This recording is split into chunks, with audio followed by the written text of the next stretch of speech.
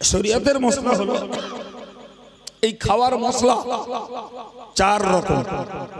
Number 1, একটা মানুষের দাঁড়িয়ে নামাজ পড়ার মতো শক্তি জোগাড় করতে খাওয়া ফরজ।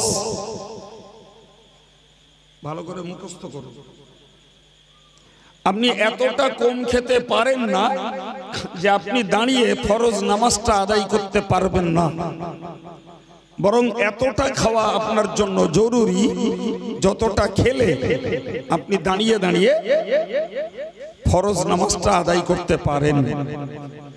নাম্বার 2, পেটটাকে 3 ভাগ করে 1 ভাগ খাবার খাওয়া, 1 ভাগ পানীয় দ্রব্য দিয়ে পানি পান করে ভরা, 1 ভাগকে খালি রাখা। এটা সুন্নাত। আরেকটা হলো আমি টোটাল পেটটা খাবার দিয়ে ভরে দিলাম, কিন্তু বদ হজমের ভয় নেই। এই খাওয়াটাকে বলা হয় মুবাহ, এটা জায়েজ। কিন্তু যতটা পরিমাণ খেলে একটা মানুষের বদ হজমের স্বাভাবিক ভয় আছে, ওই পরিমাণ খাওয়া হারাম। কথা শুনতে পাচ্ছেন? ধার্মিক আর অধার্মিক দুটো দলেই সব রকমের খাওয়ার লোক আছে। কেউ পুরো পেট ভরে খাচ্ছে, কেউ সুন্নত তরিকায় খাচ্ছে, কেউ বা বদ হজম হোক ওই নিয়মে খাচ্ছে, আবার কেউ বা নিজের ভারসাম্য, নিজের শক্তিটা ঠিকঠাক এই চিন্তায় খাচ্ছে। তাহলে একই খাবার খেয়ে একদল মানুষ সাধারণ জীবন যাপন করছে, চাষবাস করছে, ব্যবসা বাণিজ্য করছে, দৌড়দৌড়ি করছে, আর ওই একই খাবার খেয়ে আর একদল মানুষ ওই কাজটাও করছে, ধর্মটাও করছে। জন্মেছি যখন, মরণ আমাদের অনিবার্য। পৃথিবীতে আমরা কেউ বাঁচতে আসিনি। বাঁচার নামে যাগুলি করি আমরা, যেগুলি করি সবগুলি জাগতিক একটা নিয়ম। মনে ভাবুন, কেউ বাঁচার জন্য রাজনীতি করে, কেউ বাঁচার জন্য অর্থনীতি করে, কেউ বাঁচার জন্য শিক্ষানীতি অবলম্বন করে, কেউ বাঁচাটাকে শক্তি নীতির উপরে নির্ভরশীল হয়।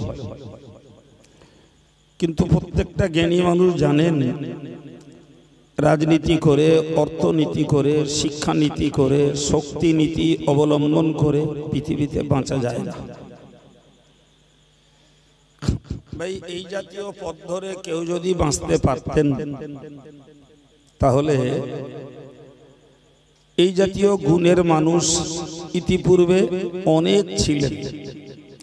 আজ পৃথিবীতে তারা কেউ নেই, কেউ নেই। পৃথিবীর শ্রেষ্ঠ শ্রেষ্ঠ রাজনীতিবিদরা তারাও মরণের কাছে গ্রেফতার হয়েছে। বড় বড় শিক্ষিত ব্যক্তিত্ব তারাও মৃত্যুর কোলে ঢলে পড়েছে। বিরাট বিরাট অর্থশালী তারাও মরণের স্বাদ চেখেছে। বড় বড় শক্তিধর শক্তিশালীরাও মরণের কাছে জব্দ হয়ে গেছে। ঠিক না ভুল? তাহলে আজকের বিজ্ঞান পৃথিবীর অনেক কিছুকেই আবিষ্কার করতে পেরেছে, আয়ত্তে আনতে পেরেছে, কিন্তু পৃথিবীর অবধারিত নিয়ম মৃত্যুর কাছে সবাই হেরে গেছে। সবাই, রাজনীতিবিদরাও হেরেছে, টাকাওয়ালারাও হেরেছে, শক্তিশালীরাও হেরেছে, বুদ্ধিজীবীরাও হেরে গেছে। অথচ এর পরেও মানুষ একটা উচ্ছৃঙ্খলতার জীবন যাপনে মানুষ নিমজ্জিত। যুবক মরছে, বৃদ্ধ মরছে, কিশোর মরছে, শিশু মরছে, তাজা তাজা লোকগুলো মরছে। চোখের সামনে দেখছি, কত জানাজায় আমরা হাজির হচ্ছি। এরপরেও আমাদের কাজের গতিবিধির পরিবর্তন নেই। কথা ঠিক বলছি না? তাহলে যে মানুষগুলো বেঁচে আছেন, আমরা যারা বেঁচে আছি, আমাদেরকে তো একটা কথা বুঝতেই হয় যে আমি যতই বেনিয়ম চলি, যতই উশৃঙ্খলতার সঙ্গে চলি, যতই দাপটা দাপটি করি, একটা মুহূর্তের মকদ্দমা আল্লাহ আমাকে নিস্তব্ধ করে রাখতে পারে। পারে না? পারে না একদম। এবং চোখের সামনে এমন অঘটন ঘটতে দেখছি, তারপরেও একদল মানুষের মধ্যে চেতনার অভাব। সম্মানিত ভাইরা, আমরা দুনিয়াতে লেখাপড়া শিখবো, চাকরি করব, অর্থশালী হব, কি সমকালীন পরিস্থিতিতে রাজনীতি করব, কিংবা আমরা পৃথিবীতে সুখে শান্তিতে কাটাবো শরীয়তের বৈধ পন্থায়, আল্লাহ পাক একটাতেও মানা করেননি, একটাতেও। কিন্তু একটা বিষয় আমাদেরকে মনে রাখতে হবে, সেটা হলো রাসূল বলেছেন আদ-দুনিয়া মাজরাআতুল আখিরাহ। দুনিয়া হলো পরকালের শস্য ক্ষেত্র। আমরা চাষিবাসী মানুষ, তো আমরা জানি যে সময় মতো যদি জমিনে চাষ করি, আল্লাহ যদি ফসল দেন, তার উৎপন্ন ফসল ঘরে তুলে অসময়টা আমরা খেয়ে পরে কাটাতে পারি। এটা সাধারণ চাষিদের একটা সিস্টেম। ভাই, তাহলে আমাদের জন্য তথা ইমানদার মুসলমানদের জন্য একটা হলো দুনিয়া আর একটা হলো আখিরাত। তাহলে এই দুনিয়াতে যদি কামাই করি, তাহলে আখিরাতে আমরা সুখে কাটাতে পারবো, এটাই সাধারণ যুক্তি। আর রাসূল ওই কথাটাই বললেন, তুমি যদি আখিরাতে সুখে স্বাচ্ছন্দ্যে কাটাতে চাও, তাহলে তুমি দুনিয়াতে কিছু কামাই করে নাও। আল্লাহ বলেছেন, ওমা তুকদ্দিমু লিআনফুসিকুম মিন খাইরিন তাজিদুহু ইনদাল্লাহ। মহান আল্লাহ বললেন, তোমরা তোমাদের জীবনের কর্ম আমল যা কিছু আল্লাহর কাছে তোমরা অ্যাডভান্স পাঠিয়ে দিয়েছো, তার মানে তোমার জীবনে চলার পথে নেকির কাজ করে তুমি আল্লাহ পাকের কাছে জমা করে দিয়েছো। আল্লাহ বললেন তাজিদুহু ইনদাল্লাহ, ওই সবগুলো তোমরা আল্লাহর কাছে পেয়ে যাবে। সুবহানাল্লাহ। তুমি যেটা করে আল্লাহর কাছে জমা করবে, ওটা তুমি আল্লাহর কাছে যথারীতি পেয়ে যাবে। অন্য আয়াত পাকে আল্লাহ বলেছেন, মা ইনদাকুম ইয়ানফাদু।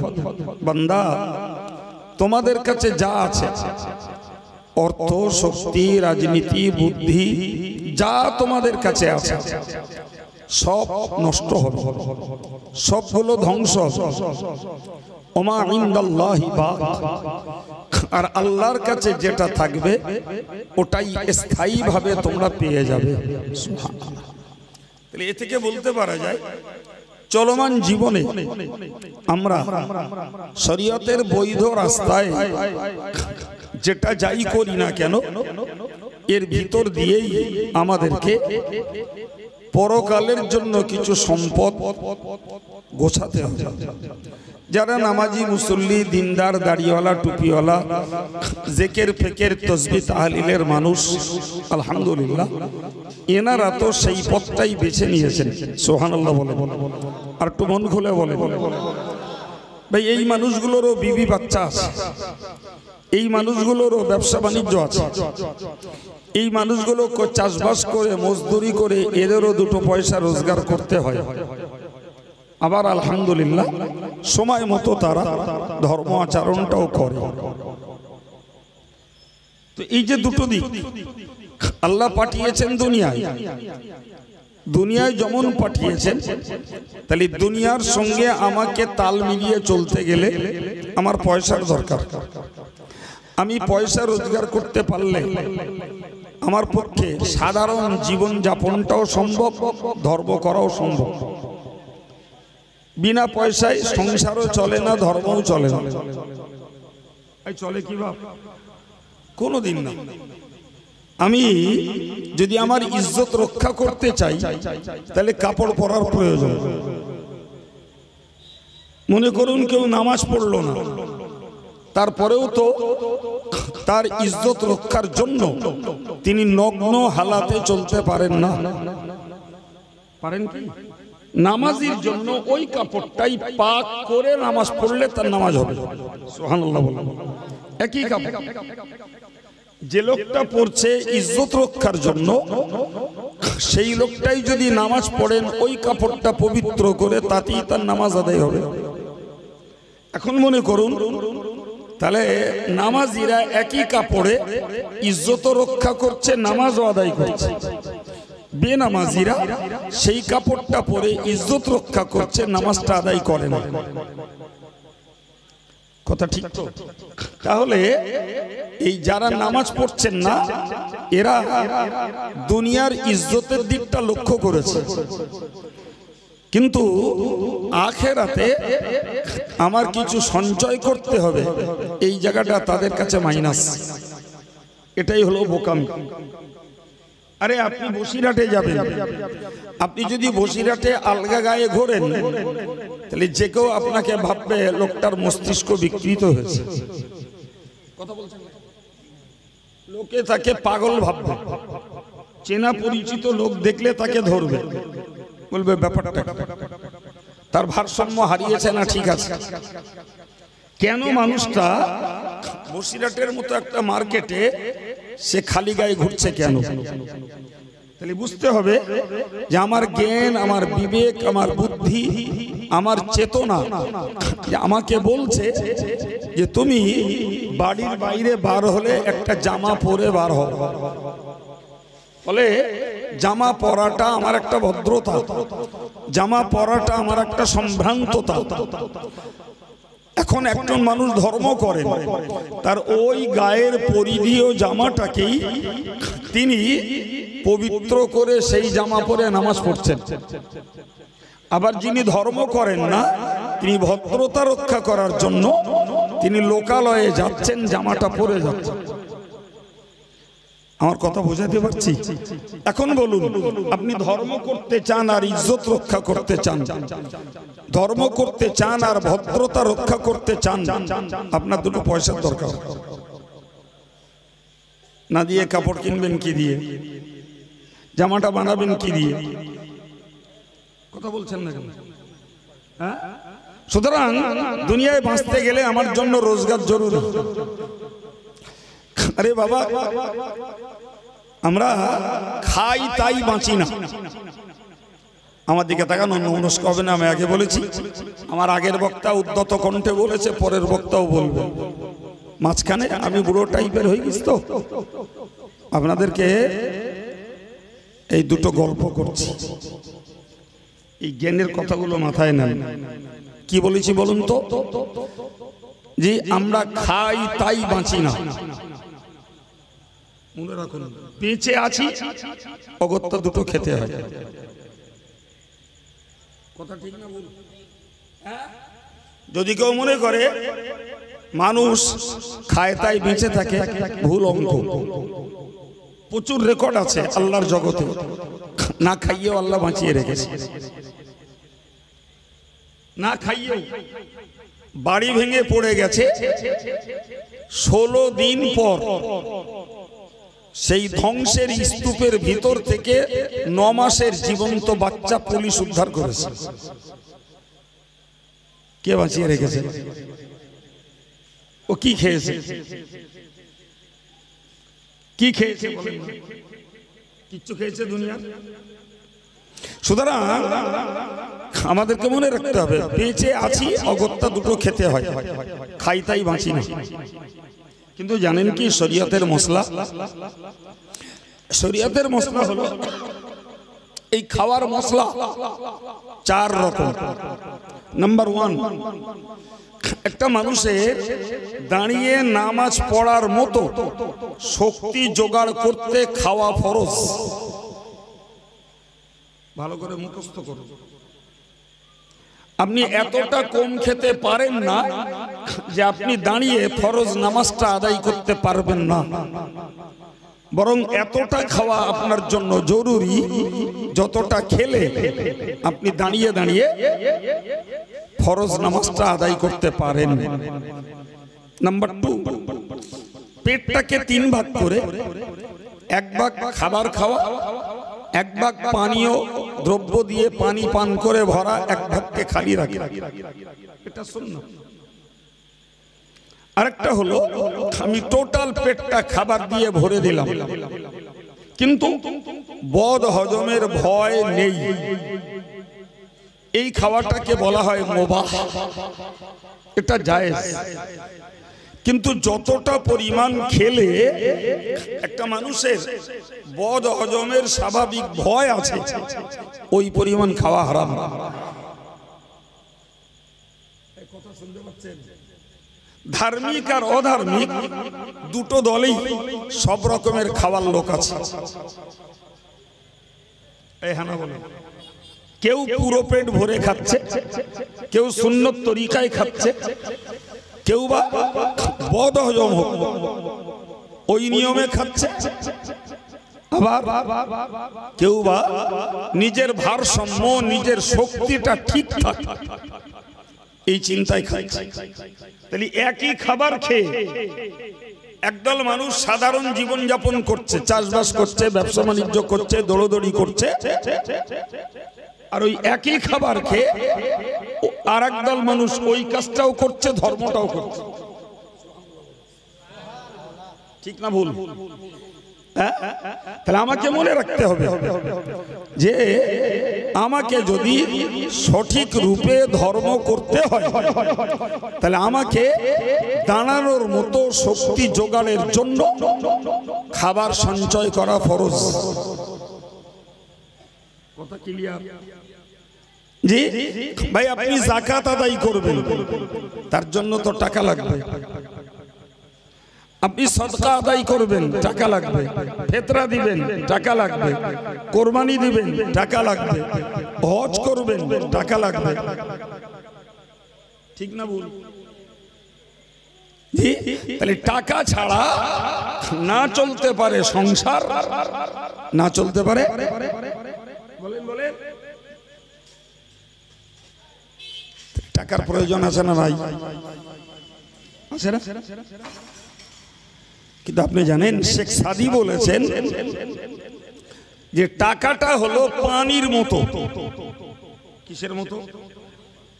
এই যে পানি, এ পানি যদি নৌকার তলায় লাগে তাহলে নৌকাটা চলতে সহজ হয়। ঠিক না ভুল? আর ওই পানি যদি নৌকার উপরে উঠে যায় কোনো ছিদ্র দিয়ে, তখন ওই নৌকাটার ভরাডুবি হয়। ঠিক না ভুল বাবা? তাহলে একই পানি নৌকার জন্য একদিকে যেমন চলার সহায়ক, আর একদিকে তেমন ওই পানি নৌকার জন্য ভরাডুবি হয়ে যাওয়ারও কারণ। সুতরাং দুনিয়ার মানুষকে মনে রাখতে হবে টাকা আমার অবশ্যই প্রয়োজন, কিন্তু টাকা যদি আমার মাথার উপরে চেপে বসে তাহলে আমার জন্য ভরাডুবি। আর টাকা যদি আমার পিছনে ছোটে তাহলে আমার জন্য উপকার। ঠিক না ভুল? এখন যে মানুষগুলোর মাথায় টাকার বোঝা চেপে বসেছে ওই লোকগুলোই তো হালাল ত্যাগ করে হারামের রাস্তা ধরেছে। সাধারণ রোজগারের সঙ্গে সুদের রাস্তাটাও ধরে নিয়েছে। ওই লোকগুলোই তো অনলাইনে লটারির রাস্তা ধরে নিয়েছে। ওই লোকগুলোই তো চিটফান্ডের বিজনেসটা ধরে নিয়েছে। ওই লোকগুলোই তো মিথ্যার আশ্রয় নিয়ে তার ব্যবসার ডেভেলপমেন্ট করতে চেষ্টা করছে। ওই লোকগুলোই তো ছেলে মেয়েকে ফাঁকি দিচ্ছে। ওই লোকগুলোই তো মানুষকে ঠকাচ্ছে। কথা বুঝতে পারছেন না? ভাই বুঝতে হবে টাকার বোঝা ওর মাথায় যখন চেপে গেছে তখন শরীয়তের সীমা ছাড়িয়ে ও ভিন্ন পথে টাকা কামাইয়ের ধান্দা করেছে। ঠিক না ভুল? কিন্তু যে মানুষগুলো শরীয়তের বাউন্ডারির ভিতরে থাকতে চেয়েছে, সেও বলো খাওয়া পড়া, ছেলে মেয়ের বিয়ে, ঘরবাড়ি তৈরি করা, গাড়ি চাপা এবং তার জীবনের প্রয়োজনীয় বিলাসিতার জিনিসগুলো ব্যবহার করা, মাশাআল্লাহ সেও বলো করে যাচ্ছে।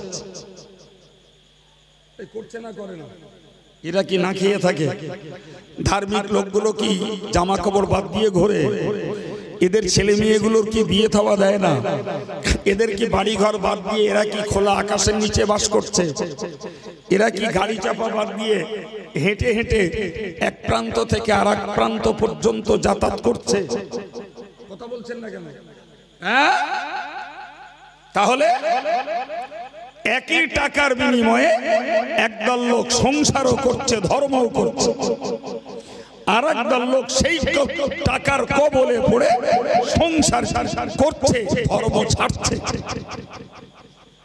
ঠিক না ভুল? মানুষের মাথায় যখন টাকার বোঝা চেপে বসেছে তখনই বলো ভাই এই লোভ তাকে তাড়িয়ে বেড়াচ্ছে। বিশ্বাস করুন, ভুল বুঝবেন না।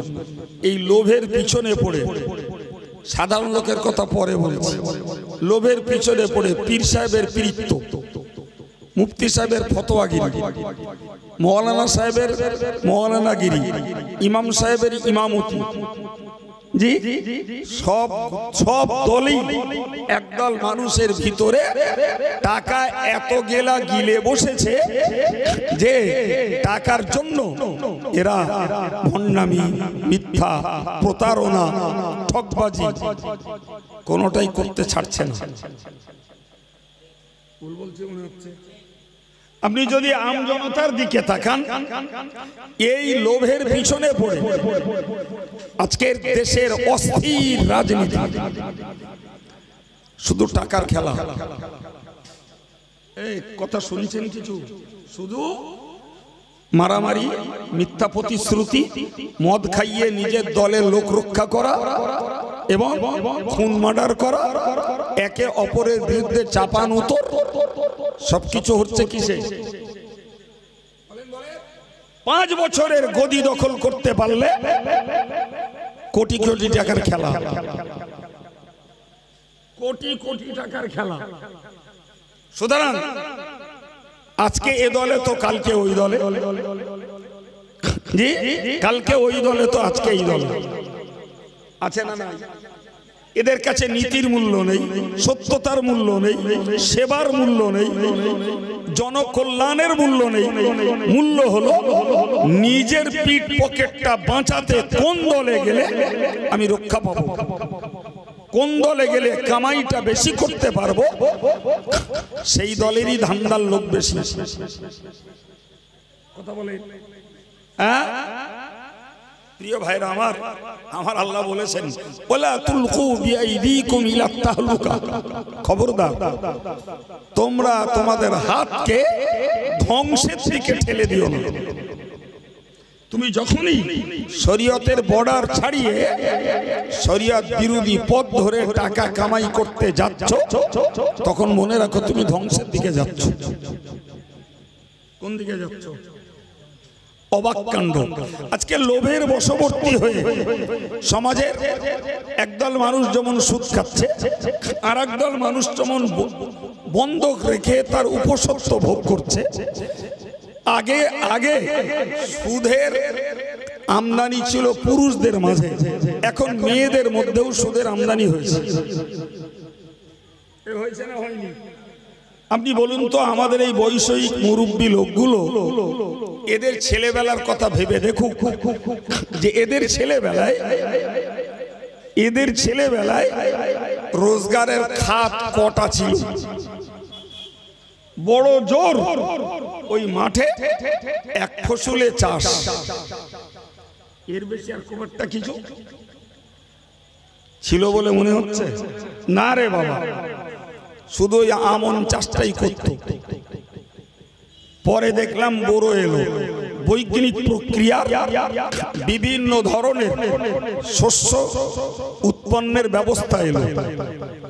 এখন একটা ভালো জমিতে 4টে ফসল তুলছে মানুষ। জি, এরপর মানুষের শিল্প বেড়েছে, দেশ জুড়ে ভাটা বেড়েছে, জলকর বেড়েছে, শিল্পীর কাজ বেড়েছে, মেকানিক্যাল কাজ বেড়েছে, রাজমিস্ত্রির কাজ বেড়েছে, সেলাইয়ের কাজ বেড়েছে, রোজগারের খাত আগের তুলনায় 100 ভাগ বেড়েছে। রোজগারের খাত বেড়েছে যখন, তাহলে মানুষের মধ্যে ডেভেলপ হয়েছে। সেই ডেভেলপ দেখতে পাচ্ছি বাড়িতে, সেই ডেভেলপ দেখতে পাচ্ছি আমার পোশাকে, সেই ডেভেলপ গাড়িতে, সেই ডেভেলপ অপচয়ে 10 টাকার খরচ 15 টাকা করছে। কথা বলতে যে বিয়ে হয়ে যায় 2 লাখ টাকায়, তাতে খরচ হচ্ছে 20 লাখ টাকা। বিশ্বাস হচ্ছে আমার কথা?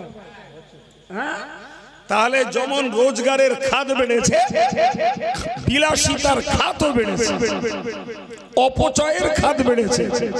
কিন্তু রোজগার বাড়ার বিনিময়ে মানুষ কিন্তু ধর্মের আখলাক আমলের পরিমাণ বাড়ায়নি, বরং যত বেড়েছে ততই তারা আল্লাহর রাস্তা ছেড়ে দিয়ে কোন পথে গেলে পয়সা বাড়বে সে পথেই তার ব্রেনটাকে কাজে লাগিয়েছে। জানেন, অর্থনীতিতে একটা নীতি বলে, নিয়ম বলে, থিওরি, যে শিক্ষিত মানুষরা বোঝেন, আমরা যারা সাধারণ মানুষ হয়তো অত বুঝি না। আমি একটু বুঝিয়ে দেওয়ার চেষ্টা করছি, একটু বুঝুন ভাই। অর্থনীতিতে একটা থিওরিতে বলে অর্থই অনর্থের মূল। কি বলেছি? অর্থই অনর্থের। এটা সাহিত্যের ভাষা, বাংলা সহজ বাংলা বুঝুন। টাকা থাকাটাই অভাবের কারণ। আচ্ছা, আমরা ভাবি কি টাকা থাকলে অভাব মিটে যায়, আর ইকোনমিক্যাল থিওরিতে বলছে টাকা থাকলে তার অভাব বাড়ে। যে লোকটা খাচ্ছে, খুঁজছে, খাচ্ছে, ওর কোনো টেনশন নেই। শাক ডাল আর চুনো মাছ আর পুঁটি মাছ আর তেলাপিয়া মাছ যা পাচ্ছে, বলেন না, উই খেয়ে ভ্যান চালাচ্ছে, উই খেয়ে চাষ করছে, আবার ওই পয়সা রোজগার করে বাড়ি বাঁধছে, ওই পয়সা রোজগার করেই তার জীবন চলছে। কিন্তু যে লোকটা টাকা আছে, ও চিন্তা করছে টাকা যখন আছে আমার একটা শিল্প খুলতে হবে, টাকা যখন আছে আমার একটা কোম্পানি খুলতে হবে, টাকা যখন আছে আমার একটা ঔষধের দোকানবার খুলতে হবে, টাকা যখন আছে তখন আমার একটা পেট্রোল পাম্পের ব্যবস্থা করতে হবে, টাকা যখন আছে আমার একটা ভাটা করতে যেতে হবে, টাকা যখন হয়েছে একটা জলকর করতে যেতে হবে, টাকা যখন আছে আমার একটা গাড়ির বিজনেস করতে হবে। বাবা, গরিব মানুষ ওই ভাবনা ভাবে, ওর নি ওর অভাব। সুবহানাল্লাহ বলে, ওর নি ওর অভাব নেই। কিন্তু যার আছে অভাব তারই, সে আরো কি করে বাড়াবে ওই ধান্দায় ব্যস্ত। এখন ওই বাড়াতি যে সরকারের ছোবলে পড়লো। তুমি যেই বাড়াতি যাবা তখন হয় তোমাকে সরকারকে ট্যাক্স দিতে হবে, না হলে তুমি অভাবী বোধে সরকারের খাতায় আপিল করে তোমাকে সুদী লোন নিতে হবে। খেল শুরু হলো না হলো না? এই বলেন খেল শুরু হলো, পাপের বোঝা শুরু হলো। জি প্রিয় ভাইরা আমার, এই জন্যই ইকোনমিক্যাল থিওরিতে বলা আছে, অর্থনীতির নিয়মে বলা আছে টাকা থাকাই না থাকার মূল। ওর আছে বলে ওর অভাব, এর নেই, এর অভাব নেই। জ্ঞানের কথা না অজ্ঞানের কথা? আমার প্রিয় নবী বলেছেন, ওরদা বিমা কাসামাল্লাহু লাক ফাতাকুন আগনান নাস। নবী বললেন যে বৈধ পন্থায় তুমি তোমার মেহনত দিয়েছো, আল্লাহ ওতে যা দিয়েছেন তাতে তুমি সন্তুষ্ট হও। যদি আল্লাহ তোমাকে যা দিয়েছেন ওতেই যদি তুমি সন্তুষ্ট হও, তুমি হলে মানুষের মধ্যে শ্রেষ্ঠ ধনী। সুবহানাল্লাহ বলে, ওতেই খুশি হও, তুমি শ্রেষ্ঠ ধনী। যদি ওতে খুশি নয় আরো চাও, তাহলে তুমি অভাবী, তুমি কাঙাল, তুমি গরিব, তুমি মুখাপেক্ষী। কথা বুঝতে পারছেন কি ভাই? আমার রাসূলুল্লাহর শেখানো হাদিস আর এই অর্থনীতিবিদদের, এই বাচ্চাটাকে বাড়ি দিয়ে আসেন, এমন বাড়ি যাও, বাড়ি যাও।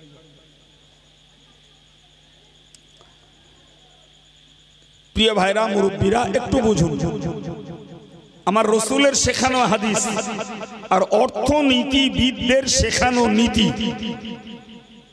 দুটোর মিল আছে বলো বাবা? এই মিল নেই। নবী কি শেখালেন? যা পেয়েছো তুই খুশি হও। আর অর্থনীতি বলছে যার টাকা নাই আর অভাব নাই, যার টাকা আছে অভাব ওরই। কারণ ও আর এখন হাই অ্যাম্বিশন, ও আরো উচ্চ আশা করছে। এখন উচ্চ আশা করতে গেলে যে সিস্টেম, সেই সিস্টেমের কবলে গিয়ে ভাই ও ধর্ম করার তো সময় নেই, উপরন্তু অধর্মের কবলে না পড়া পর্যন্ত ওর উচ্চ আশা পূরণ হবে?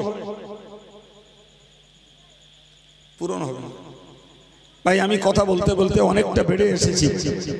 জি, আশা করি জ্ঞানী যারা, ভাবুক যারা, আমার কথাগুলো অবশ্যই তাদের কাছে অনেক চিন্তার এবং অনেক উপকারের। কিন্তু যারা সস্তা ওয়াজ শোনেন আর শুধু গলার আওয়াজ শোনেন, তাদের কাছে আমার আওয়াজ কঠিন। প্রিয় ভাই, আমি গোড়ায় আয়াত পড়েছিলাম, আল্লাহ বলেছেন খলাকাল মাউতা ওয়াল হায়াত। আমি আল্লাহ মৌতকে সৃষ্টি করেছি, জীবনকেও সৃষ্টি করেছি।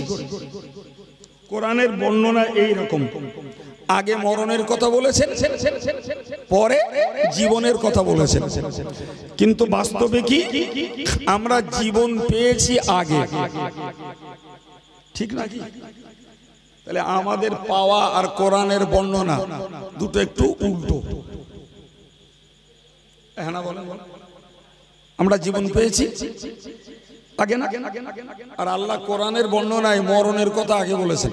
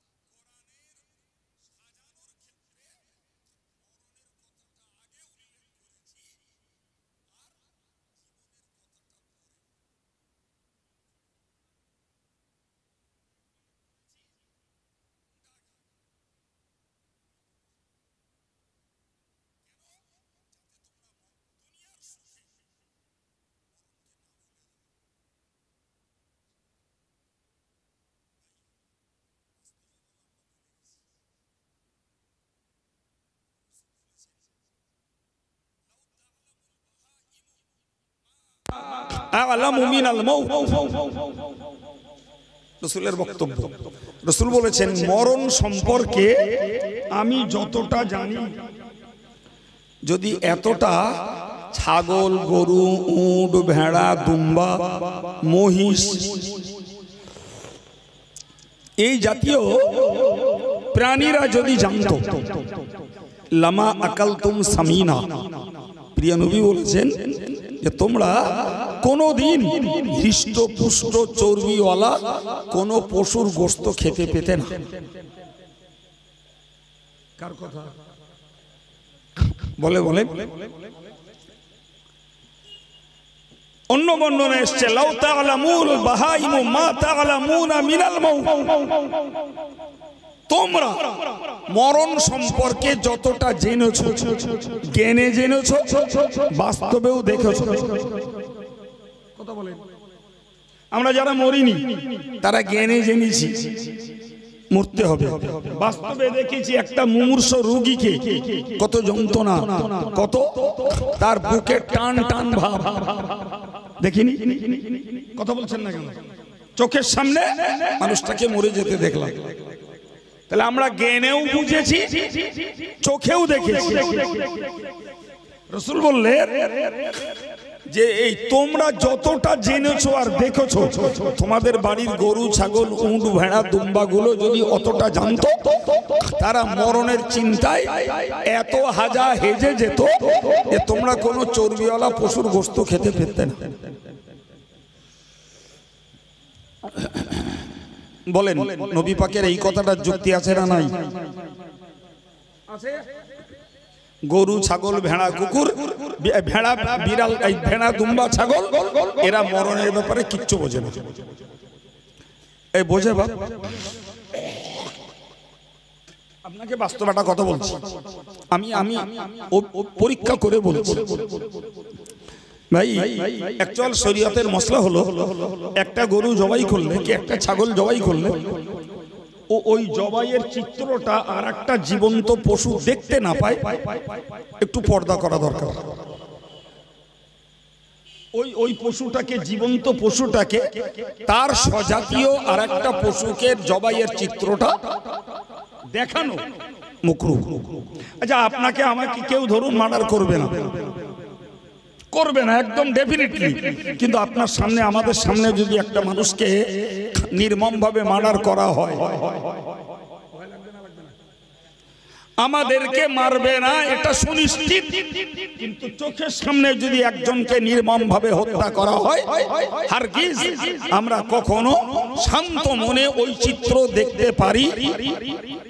আমাদের উপরে আন্দাজ করেই গরুগুলোকে বুঝতে হবে, ছাগলগুলোকে বুঝতে হবে, ওরাও একটা প্রাণী, তার একটা স্বজাতীয় পশুকে জবাই করা হচ্ছে, তাকে দেখতে দেয়া হচ্ছে, তাহলে তার ভিতরেও একটা ত্রাস তৈরি হয়। ঠিক না ভুল? এই জন্য শরীয়তের মসলায় দেখিয়ে এই কাজ করা মাকরুহ। যদিও আমি সত্যি কথা বলছি ভাই, কোরবানির সময় আমরা এই মসলা আমল করতে পারি না। পারেন বলে মনে হয়, এক উঠোনে ফেলে জবাই করছে 10টারে, কথা বলে একটা আরেকটা দেখছে। এরপরেও আপনি মনে রাখুন, এক গরু জবাই হচ্ছে, আপনি আর একটা গরুর সামনে কিছু কাঁচা ঘাস দেন, খাবে না? খাবে না। যারা বলছেন খাবে না, এদের অভিজ্ঞতা নেই, ও খাবে। একটু পরে ওকে ওই জায়গায় শোয়ানো হবে, এই সেন্সিটিভিটি, এই সচেতনতা ওর মধ্যে নেই। ওর চিত্রটা দেখে ভয় লাগছে, কিন্তু ওকে যে ওই জায়গায় শোয়ানো হবে এই চেতনাবোধ ওর মধ্যে নেই। সুতরাং ওর সামনে যেটা লোভনীয় খাদ্য বস্তু ও দিলে খাবে। কথা বুঝে আসছে বাপ? রাগ করেন না, বিশ্বাস করুন, এক শ্রেণীর মানুষের লেখাপড়ার পরে, ডিগ্রি জোগাড়ের পরে, শিক্ষিত হওয়ার পরেও, জ্ঞান বুদ্ধি বিবেচনা থাকার পরেও এদের চরিত্র হয়েছে ঠিক ওই রকম জবাইকৃত পশুর সামনে জীবন্ত গরুর সমতুল্য। এরা চোখের সামনে দেখছে দাদা মরল, দাদি মরল, বাপ মরল, মা মরল, নিজের কলিজার টুকরা বাচ্চা চলে গেল, নিজের ছোট ভাইটা চলে গেল, এরপরেও তার ভিতরে কোনো চেতনা নেই। তাহলে গরুতে আর ওতে পার্থক্য কি?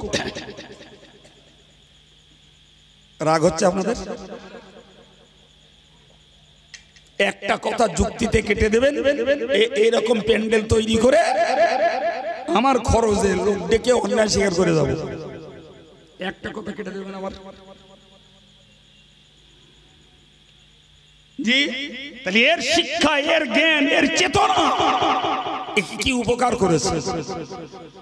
খাওয়া পড়া লাইফ স্টাইল। আরে ভাই, মানুষও খায়, পশুও খায়। মানুষেরও পেশাব পায়খানা আছে, পশুরও পেশাব পায়খানা আছে। পশুও শান্তি চায়, মানুষও শান্তি চায়। পশুরও যৌন ক্ষুধা আছে, মানুষেরও যৌন ক্ষুধা আছে। পশুকেও যত্ন করলে খুশি হয়, মানুষকেও যত্ন করলে খুশি হয়। পশুকে আঘাত করলে ব্যথা পায়, মানুষকেও আঘাত করলে ব্যথা পায়। তাহলে মানুষে পশুতে পার্থক্য কোথায়? পার্থক্য তো এই জায়গাটায়, পশুর সমুচিত জ্ঞান নেই। সে কোনটা ওর বাচ্চা আর ও কার বাচ্চা, ওর মার বাচ্চার কাণ্টক জ্ঞান নেই। কোনটা ওর মালিকের ক্ষেত আর কোনটা পরের ক্ষেত, এ বুদ্ধি ওর নেই।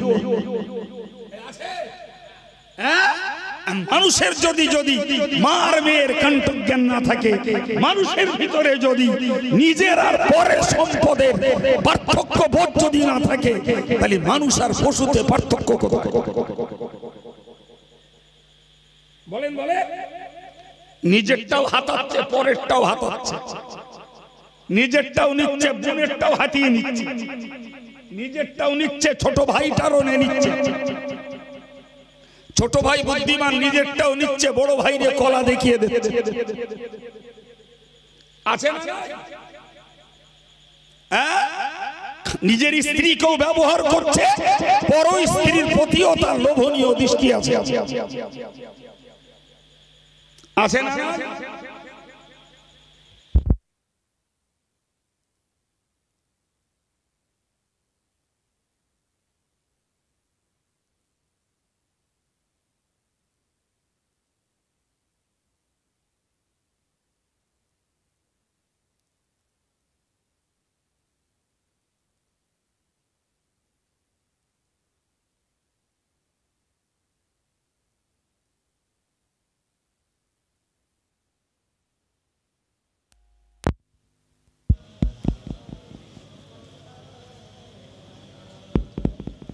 আলহামদুলিল্লাহ। তাহলে এই কথাগুলো শুনে আমাদেরকে একটা বর্ডার ঠিক করতে হবে, একটা সীমা রেখা ঠিক করতে হবে। আমি যা পেয়েছি ওতে সন্তুষ্ট হব, পরেরটাতে লোভ করব না। এটাই আমার বুদ্ধিমত্তার পরিচয়। কথা বলে, ওটাই আমার কি বুদ্ধিমত্তার পরিচয়। আমার জ্ঞানের পরিচয় হলো পশুর সঙ্গে আমার কর্মনীতির পার্থক্য হতে হবে। কর্মনীতির পার্থক্য হতে হবে, তবে তো আমার জ্ঞানের ধর্ম আমি রক্ষা করতে পেরেছি বলে প্রমাণ হবে। বাবা, এখন আমি শিক্ষিত হলাম, অথচ আমার জ্ঞানের ধর্ম রক্ষা করলাম না, তাহলে পশু মানুষের পার্থক্য কি? পশু স্কুলে যায়নি, কলেজে যায়নি, ইউনিভার্সিটিতে যায়নি, হুজুরের কাছে যায়নি, পিঠ ধরিনি, ও যা আমিও তাই হয়ে গেলাম। অবাক কাণ্ড। তাহলে সাধারণ কিংবা শিক্ষিত এবং ধর্মীয় সব শ্রেণীতে একদল মানুষ আছে যারা এই দুনিয়াটাকে প্রাধান্য দিয়ে যে পানি থাকার কথা নৌকার নিচে, সেই পানিকে তুলে দিয়েছে মাথার। বলেন না ভাই, বলতে গেলে সত্যটাও বলে ফেলি ভাই, অল ইন্ডিয়া সুন্নাতুল জামাত সংগঠনের আলেমেরা এরা চুক্তিবিহীন ওয়াজ করে। এ দলে থাকলে টাকা চেয়ে নেওয়া যায় না। তো এরকমও ব্যক্তি যারা একটা সময় এ দলে থেকে দেখেছে এ দলে থাকলে পকেট ভারী হবে না, জি রুট পাল্টে দল পাল্টে আর এক দলে গেছে। এরা 10টা সভা করে যা পাবে আমি একটা করে তাই পাবো। কেন বেকার খাটতে যাচ্ছি? কথা বলেন। তাহলে এদেরকে যদি নীতিচ্যুত করে থাকে ওই লোভ, এদেরকে কি জিনিস এই বলেন বলেন কি জিনিস? লোভ। ওই লোভ ওদেরকে নীতিচ্যুত করেছে। লোভে পীরের পীরিত্ব, আলেমের ইলম, মুফতির ফতোয়া, বক্তার বক্তৃতা, ইমামের ইমামতি, সাধারণ লোকের ধর্মীয় নীতি সব বিসর্জন যাচ্ছে শুধু অতিরিক্ত লোভের জন্য। এ যদি একবারও যদি ভাবতো যে আমার কি আছে, একটু ভাবতে হবে। আল্লাহ পাকের নবী বলেছেন, ও সাহাবীরা তোমরা মনে রাখো, ইয়াকুলুল আবদু মালি মালি, মানুষেরা বলে আমার মাল আমার মাল আমার মাল। সবার ভাষা একই। সাধারণ লোকেরও যা, পীর সাহেব, হুজুর সাহেব, মৌলানা সাহেব, মুফতি সাহেব, এদেরও তাই। এ বাড়িটা আমার, ওই গাড়িটা আমার, ও পুকুরটা আমার, ও ভাটাটা আমার, ও জলকটটা আমার। আছে না না? এ বুলিতে কেউ পার্থক্য আছে? রাসূলুল্লাহ একটা চূড়ান্ত জ্ঞান শিখিয়েছেন।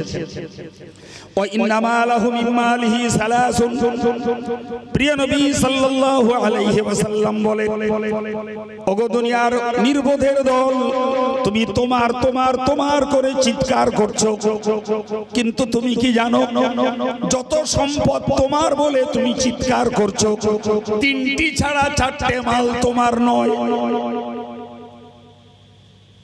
যত মাল তোমার বলে দাবি করছো, ইন টোটাল তোমার তিনটা। কড়া ও আমারও যা আপনারও তাই, ভাই সাহেবেরও তাই, কম বেশ কারণ নেই বাপ। ডাক্তারেরও যা, মাস্টারেরও তাই, এমএলএ বাবুরও যা, এমপি বাবুরও তাই, সিএম পিএম জি মুখ্যমন্ত্রী প্রধানমন্ত্রী সবার ভাগে তিনটে। আলাদা কিচ্ছু নেই। ভ্যান আলাদারও তিনটে, মেথডটারও তিনটে, নাপিতটারও তিনটে, মাঠ খেটো মজদুর, মেঠো শ্রমিক তারও তিনটে বাপ। নাম্বার 1, আল্লাহ পাকের নবী বলেছেন, মা